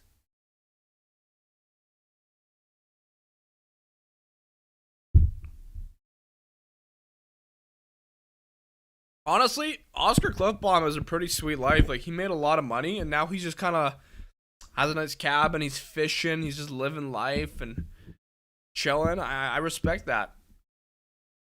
Take care, Pro Pickle Juice Oiler fan. Have yourself a wonderful sleep. We'll hopefully see you in the streams. Let's go, Oilers.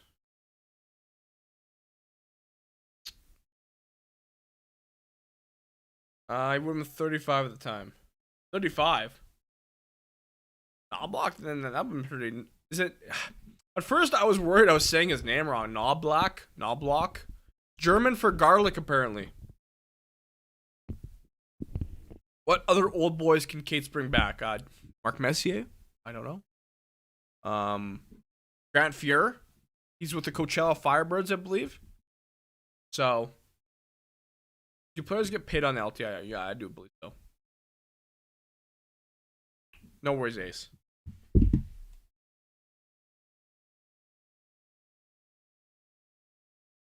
By the way, if anyone is new to the stream or new to watching me, if you'd like, please follow me on Twitter. Waz, to know when I'm going live next. Please drop a follow. I don't like promoting myself too much. But yeah. So we just like Carmen Gill I followed. He's a guy on Twitter I follow. I like the sounds of this when it comes to Chris. We may have struck gold. We don't know. It's a lot. It's right now. It's a really big wait and see. Like if the Oilers end up winning. Actually, one thing I wanted to check was head coaches that have won the cup recently. Like John Cooper, I believe, was an assistant coach for a while. Like those type of guys. Oh, for sure, Coach Rob will. Woodcroft, don't be surprised if he's the Senators coach soon. Can't do Beerley tonight. Mark Messier should coach. Well, to be fair, I don't think Mark Messier has much coaching experience. Nobby the L. Wait, Woody Nobby. Obi-Wan. I don't think that works, Ace. I'm sorry. Wise Kyle. Hello. Good to see you, by the way.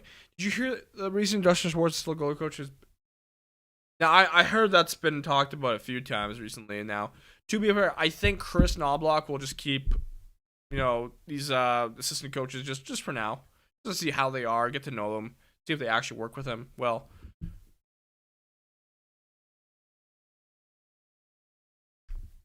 No worries, AJ. Take care, buddy.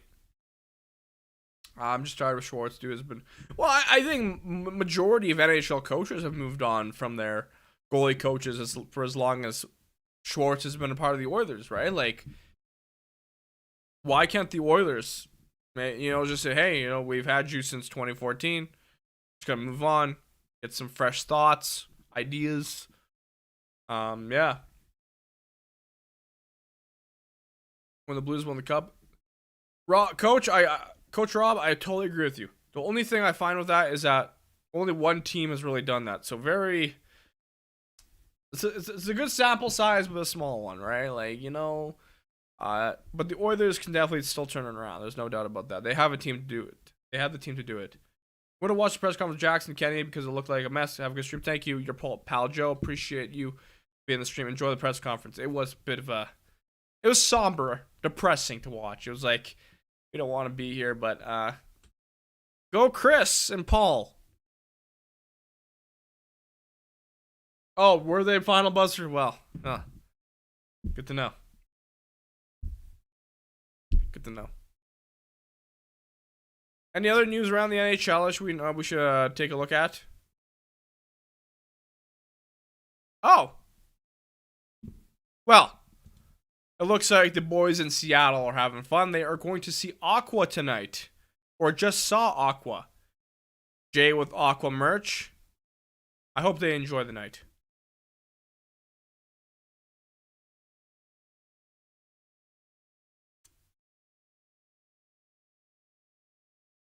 They were okay.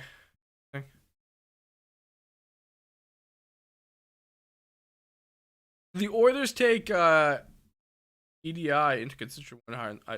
Who's Eddie? I'm sorry. I feel like Paul Coffey will do wonders with you. I hope so, Omar. Omar, I really hope so. But like, Paul Coffey is known for scoring goals and points as a defenseman, not really being defensive. So it's like, I hope so. But Aqua sucks. Hey, other than Barbie Girl, I don't really know what they've played or made for music. But Aqua's an iconic song, especially right now with Barbie and everything, right? But I think they're just one of those. I don't really know much about Aqua, to be honest. Aqua just sounds like a band that you, or a performance you'd see at here in Edmonton. The Good Skull. Okay. Yeah, that's a question. And when are we gonna see Calvin Pickard in net? Because you're not gonna be able to run Stu for 10 games in a row. That's gonna burn him out.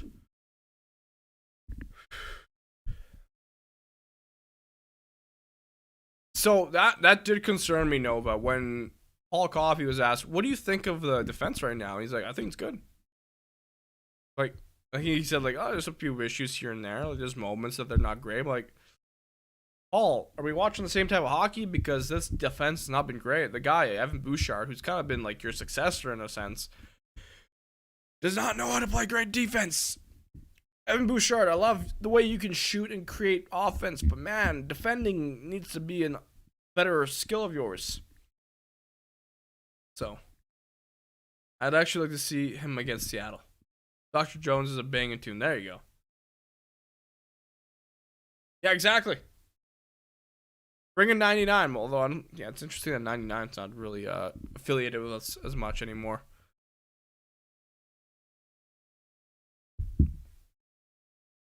Also, another article from Bag Milk. 3 key things. The nation vacation. Vibes are high after win by Jay Woodcroft. By the way, the guys on the nation vacation, man, they sounded very hungover in that podcast. But that's just how a nation vacation goes. You know, the Oilers win, and then you kind of hit the town, have a lot of fun, party, and then it's like, So, I'm pretty sure they kind of woke up and he got fired. So, Evan Bouchard is a third pairing guy that runs your PP. Now, Jay, on Real Life, the Real Life podcast said he viewed Evan Bouchard as a third pairing defenseman, as a Justin Schultz, and he got hammered on social media for that.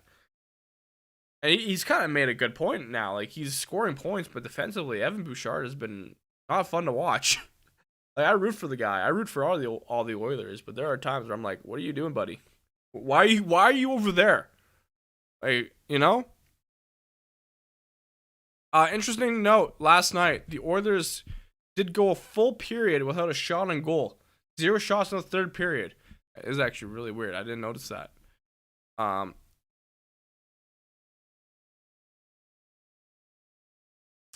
McDavid only has 1.5 games.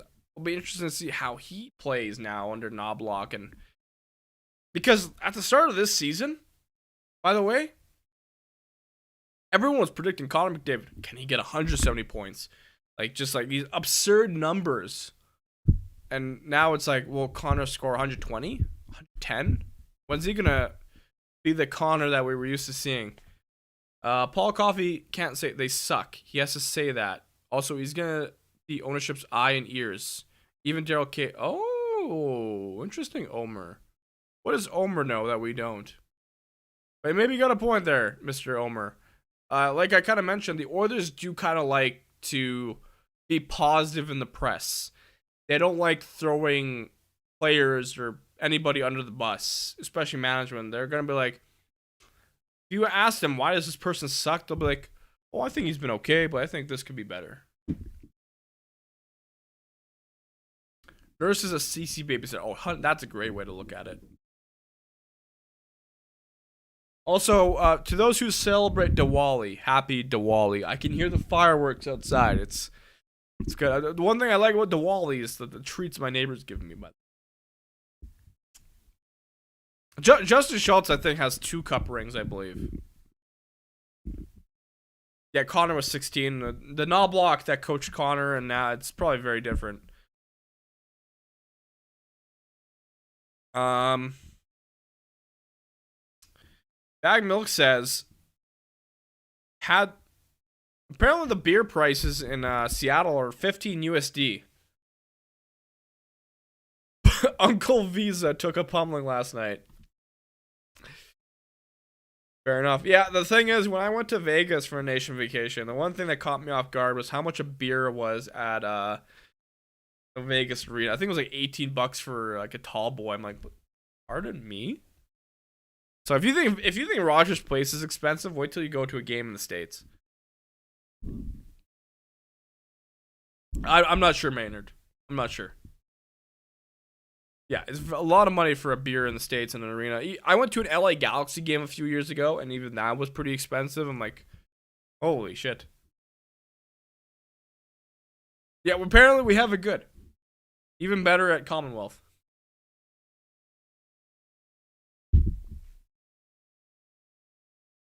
And by the way, if you haven't read this article, it is 3 key things by Bag Milk on the Nation Vacation.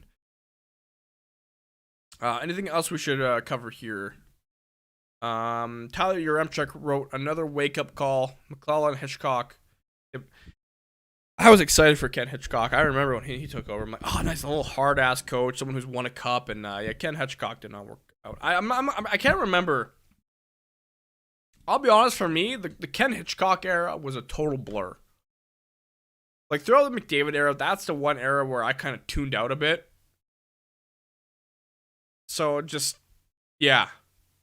To be fair, ticket prices are a fraction of OEM's prices. Oh, interesting. Can't wait for Dome's prices. What I like about the Saddle Dome is the pocket dogs, by the way. I think the Saddle Dome actually has a great variety of, like, drinks and food. How much chirping is McDavid taking having Jack? Oh, thank you for bringing that up, Dave.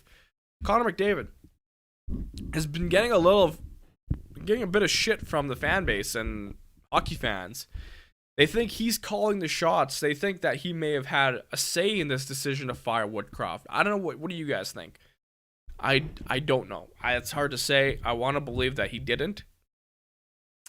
But, we have heard how Connor McDavid's opinion is heard when it comes to, I think, player acquisitions. Daniel Nugent-Bowman, I think, put out an article that said that Ken Holland asked McDavid if it'd be okay to trade Fogle or not, and he said, "Nah, I like Fogle." And then we also hear things about like how the players really like Matthias Janmark, but coaching and players is 2 different things.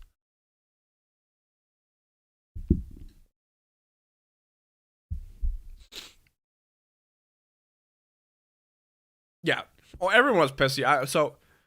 Yeah, McDavid's team. In a sense, it is, but you never hear this, but like Crosby or Ovechkin, right? I don't know.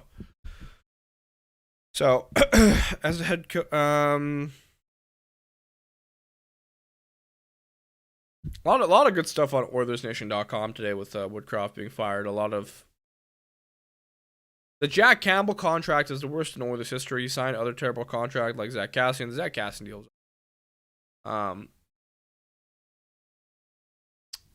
You can't understand why Woodcroft is paying the price of this job. Changing a GM doesn't send the message that his locker room doesn't deserve. Something has to change. This team needs to turn it around.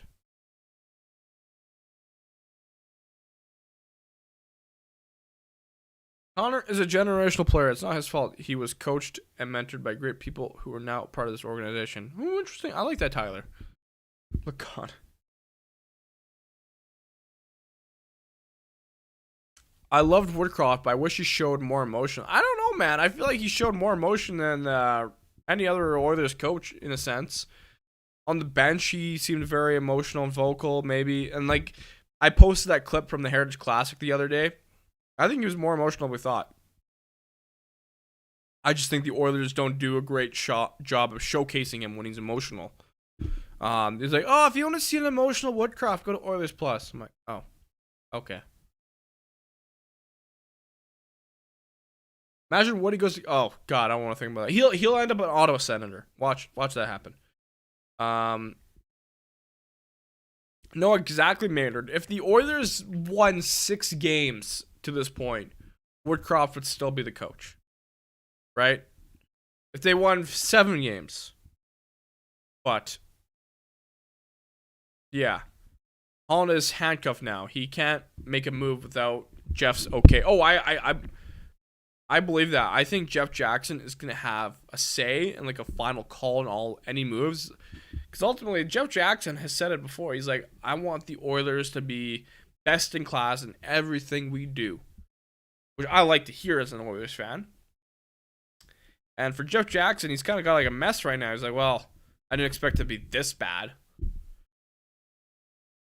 I love the Zach. I think with Zach Kassian, what happens is that we kind of miss the guy he was in 2017.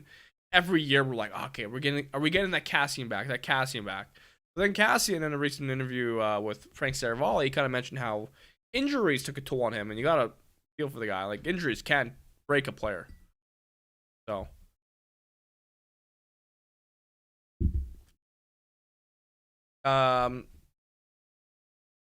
I hate how validating that clip of Woody talking to Dave on the way out after the Sharks game was. Oh yeah, that sucked to see. They were like, oh yeah, we're done. And I'm like, I hope that's just them losing hope. Yeah. Tortorella? Where's Tortorella? Isn't Tortorella with Philly right now? Or he was? I can't remember. Yeah. Dune 97, good to see you, by the way. In my opinion, I think Connor Lane weren't playing good to Firewood. Yeah, they weren't. Oh, was that Kassian 2017 playoffs? That was awesome. I think we just fell in love with the idea of Zach Kassian, but then when he played, like, he did score in Game 4 against Colorado, and we got eliminated. So, Phil, yeah. 97-29 will come around sooner. Like, it's just we need them now, man. Like, to have 3 wins by November 12th is not. Ugh. Like I've said, what we've seen. I don't recognize that Oilers team. We know who the true Oilers are, and they've yet to show up. And we saw what they could do last night when they put together a perfect game. The Islanders will be a good test, I think. We should not underestimate them. Because as we learned, anybody can beat the Oilers right now.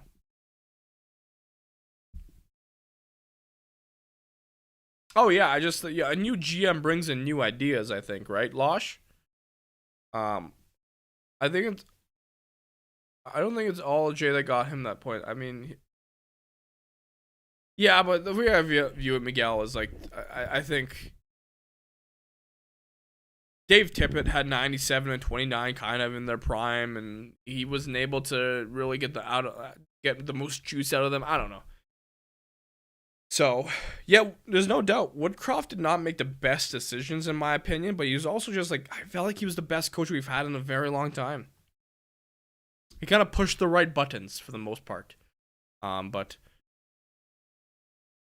let's take a look at the Oilers lines real quick. Get us a little reminder what Knoblauch has to work with. So guys I'm looking at right now are McLeod, Holloway, Lavoie, maybe a Derek Ryan, like Nevin Bouchard, Nurse. I want to see how he does well with this team. Yeah, I don't know who we would replace with Holland right now. It'd probably be if we fired Ken Holland, it would probably be someone within the Keith Gretzky would take over.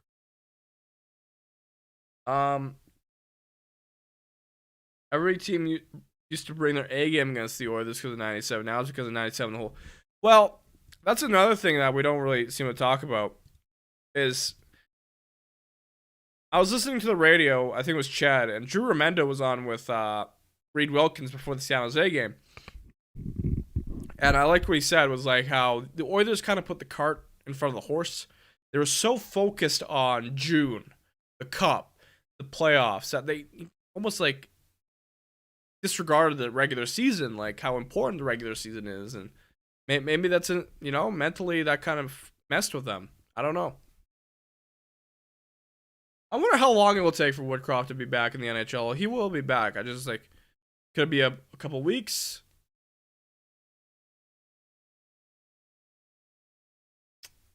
Also, I think the Oilers wanted Bill Zito, the Florida Panthers GM.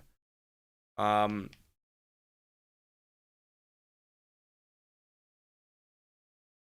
definitely not QF Pro. I think management still believes it's cup or bust. What are a few other things?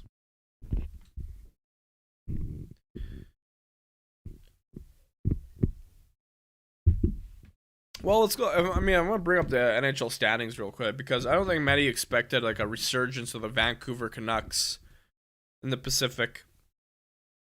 You know, the Anaheim Ducks have been pretty good. They're 8-6-0. The Kraken have been mid. Flames mid. Oilers have been, Oilers. Kings have been, I think, as expected. I think they've kind of just taken Edmonton's spot. Vancouver, genuinely, no one expected them to be this good right now. I think we expected Vancouver to hover around the 4th place spot right now. Bobrovsky for Campbell. Ooh, Snurs with a shout. Hey, man. Bob showed up last playoffs. We could have had Kelly McCrimmon, but Bob Nicholson. Oh, Bob Nicholson's the guy that could all blame, I think.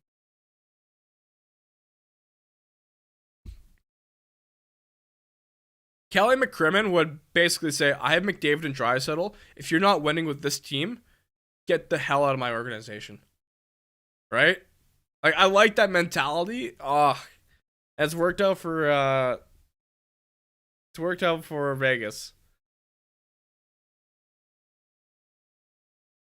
Yeah, Vancouver had a hot start against Toronto, and then they lost 5-2.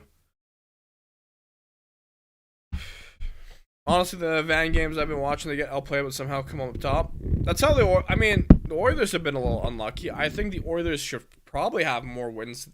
There were games that they deserved to win, I think. So, yeah, Vancouver, everything's kind of clicking in terms of like Quinn Hughes. Demko was playing out of his mind. Thatcher Demko drafted 2014. That was the Leon Draisaitl draft. So, for anyone thinking, I wish the Oilers had Demko, well, we got Leon instead. Yeah, Dave, I don't think Jack Campbell has any trade value. It's like, I know Arizona used to be viewed as a dumping ground for contracts. So.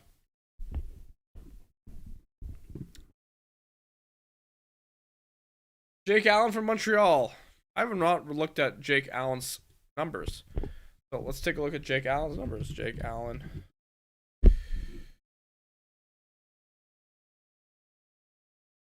Jake Allen, currently with Montreal, 7 games, 3-3, 9-11 save percentage, which is not bad. Jake Allen last year, 891, 904. Jake Campbell. Did I say Jake Campbell? Jake Allen. Bad.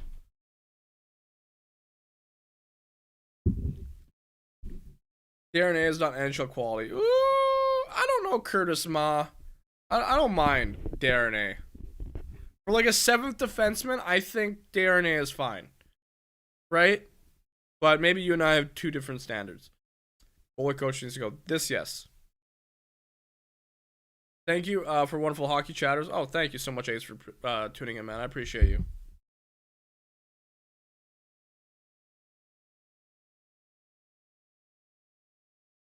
So. By the way, for the nation, I think tomorrow there is no Oilers Nation every day. I think Bordsey will be doing pre-gaming with Bordsey for the Islanders game. No podcasts, just because I think tomorrow is a holiday or a stat. So usually when we have stats, we take no streams. I will not be streaming because of post-game show. But go Oilers. 6:30 start tomorrow. Well, I think we like Vinny because he brings a physical edge that no one else has on our defense. Vinny is just, 6'7". He's not afraid to get in people's faces, but no, his speed is an issue. The way he can move the puck is an issue, right? But like, I think if you play Vinny with limited minutes, he's not terrible, right? Exactly, final buzzer. He's the one guy who can stand up for our goalies and our other players. So, do you guys have a video guy? Jason, by the way, let's go Oilers. Not really. Like, we have Kennedy. Kennedy's graphics video, but she's been so busy that, it is something we probably have to look into, right? Yeah, Vinny's got a long reach, which I like. I just think, and he's 27, right? So, I wish you luck, Fadoon. The Oilers, by the way, do need a win at Rogers Place. They have one home win this season, and that was at Commonwealth.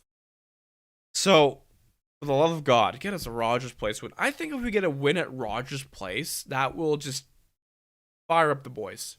Get some momentum going. I think the team needs that. Because a win at Commonwealth versus Rogers, Rogers is a more closed space. Commonwealth, it's more spread out. That you can barely hear the fans or see the fans. So, Patrick is a video guy. Well, he's more of a producer. And yeah, Dave, that's a good point. We'll see if Darren A stays with the big club for a bit. Knoblauch doesn't have the same relationship that Woodcroft did with some of these players.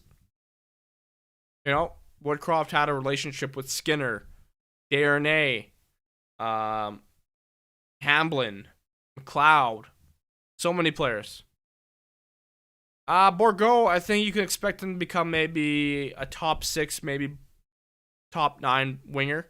Nothing crazy.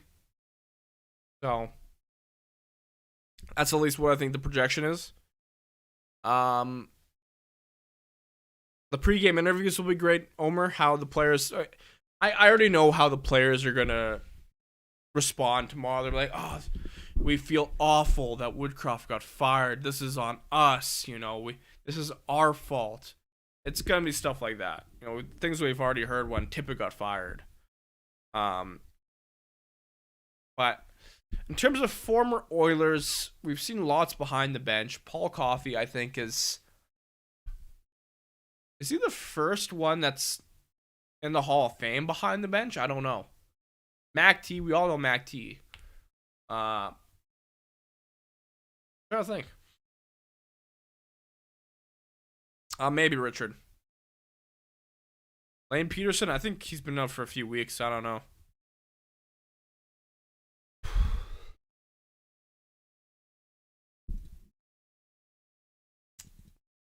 Wild. Darnell Nurse, by the way.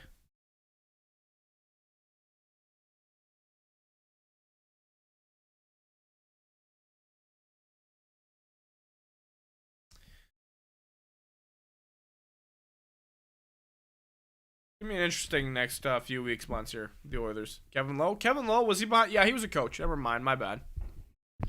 Does Broberg come back? I think maybe if Connor Brown is back, right? Because I think he got sent down because of Connor Brown's injury.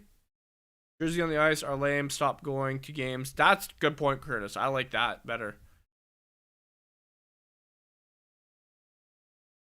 Yeah, this team is trained on what to say when a coach gets fired. They kind of take it on themselves, and they said, Woody was awesome. We love playing for him, and yeah.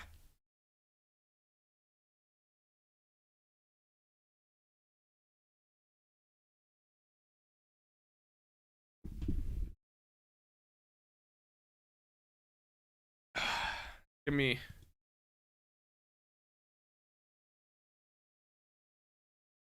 This team has a lot of ground to make up. I'm personally interested to see what can happen with Raphael Lavoie, because when I saw Raphael Lavoie play 4 minutes 11 seconds, I'm like, this is not a good look. Come on, man. Everyone hyped up Raphael Lavoie, and like, maybe we saw what we expected from Woodcroft and him, because people were saying, he's just going to play him on the fourth line, barely give him any minutes. But, I mean, Lavoie hasn't shown any reason to, like, I don't know. Oh, Gaviscon. I like that comment. I hope so. I mean, I think Nurse has been good, but I think Nurse is good, but our expectations of him and standards of him are so high because of his contract. You kind of want to see him earn this money consistently. Oh, probably not Curtis. Maybe not even in the NHL. You gotta make a good point. 5-2. I'll say 5-3. But someone mentioned that we really haven't played that many games in our own division. We also haven't played a ton of home games either. One game at a time. At this point, yeah.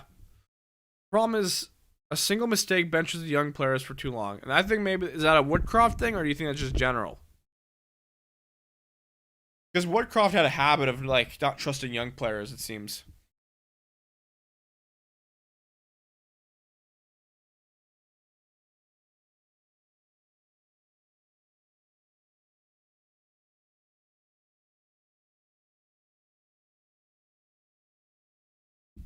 Let's see some NHL scores, though. Because last night Vancouver lost, which is kind of good for us. NHL schedule. Ducks beat the Sharks. Okay, that's not great. Okay, Habs got points. That's not good. Never mind. Our division did no favors for us. Das Spork. I hope they keep up the way they were playing defense on Sunday. Yeah, where they basically allowed 9 shots on 2 periods. Yeah. No, that was good. And the only concern was the third period, where the Oilers apparently did not register a shot. How do you show potential no ice time, Rolf? And, you know, Richard, someone was mentioning to me, like, I asked that, like, why isn't he getting more minutes? He's like, well, he's looked slow and sluggish. Why should he play him? You're winning 4-0, 4-1. You could have given him extra minutes to show what he's got a bit more. So does Lavoie get sent down here? When does Broberg come back? Yeah. You know, I know some people have given up on the Oilers this year because of how things have gone, but I find it how every game is a new story, a new episode. So, coming up in November, Islanders, Kraken, Lightning, Panthers, Hurricanes, Capital. We got a lot of games coming up here. A lot of just, you know, one-off days. So, tomorrow, then day off. And then they got Thursday, Friday off. Matinee against Tampa. Sunday off. So, not a ton of days off in here.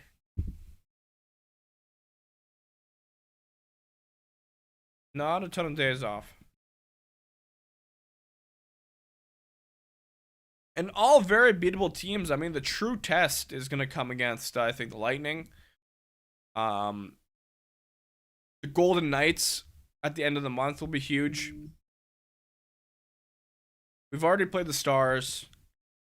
I thought we did well. We did okay against the Stars. The Bruins, Rangers. Do we take on any of them? Played the Rangers already. So, with that being said, guys, I'm going to end the stream here. Fun 2 hours going over everything that happened. I'm not sure when I'll be live next. Obviously, Oilers Nation every day is on Tuesday. But for me personally, I think I'll be live. Let's look at the schedule here. Either Thursday or Friday for sure. Not Thursday actually. Thursday is my birthday. So I'm going to probably take the night off. But Friday, maybe I'll be back for sure. Thank you, everyone, for tuning in. This is a lot of fun. Just kind of venting about everything and just chatting and having a discussion. That's what this is all about, Late Night with Waz. We'll see you soon. Don't forget to subscribe if you hadn't. And head to OilersNation.com for more. Good night. Let's hope for a better week of Oilers hockey.